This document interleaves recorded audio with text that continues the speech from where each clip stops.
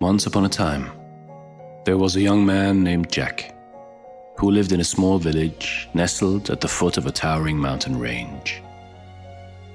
Every day, Jack would look up at the mountains and dream of exploring their rugged peaks and hidden valleys. He longed to travel the world, meet new people, and experience all the wonders it had to offer. Despite his dreams, however, Jack was never quite satisfied with his life in the village. He always felt like something was missing, like he was meant for something more than just tending to his family's farm. He would often compare his life to those of the wealthy merchants and nobles who passed through the village and feel a sense of envy and resentment towards them. One day, as Jack was wandering through the fields, he came across an old sage who was sitting beneath a tree, meditating. Intrigued, Jack approached the sage and asked him what he was doing. "I am simply sitting and enjoying the beauty of this moment," replied the sage. "But isn't there more to life than just sitting and enjoying the moment?" asked Jack. "Don't you have dreams and ambitions?" "Of course I do," said the sage, "but I have learned that true happiness comes not from achieving those dreams, but from finding contentment and joy in each moment as it is." Jack was puzzled by the sage's words, but something about them resonated with him.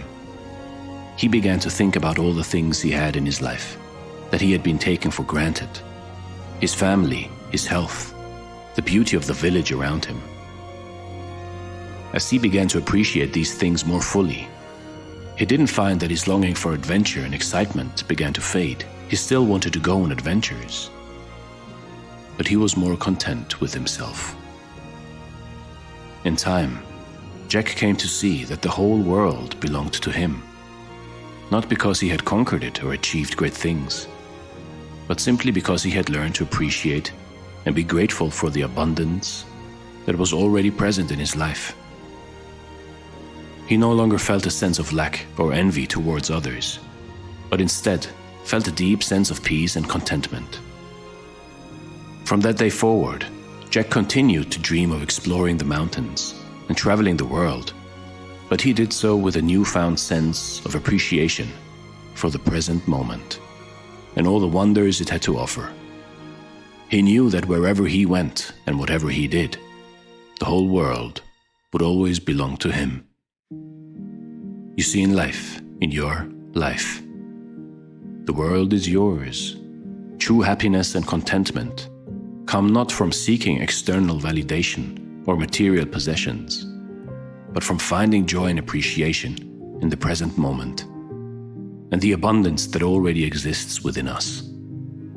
Often we can become so consumed by our desires and ambitions that we lose sight of all the blessings that are already present in our lives.